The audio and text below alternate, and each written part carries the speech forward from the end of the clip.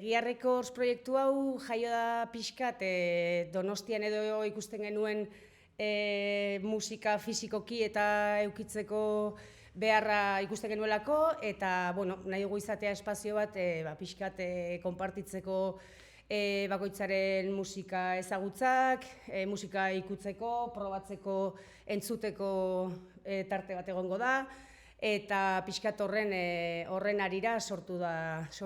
denda hau. Dugu tartetxoren bat eduki ere, gure jende ezagunak eta bere kubetatxoak eta betetzeko, eta beraien gomendioak eta eukitzeko, hasik hasiera batean espazio oso zabala izatea nahi dugu, auzoko jendearentzako ere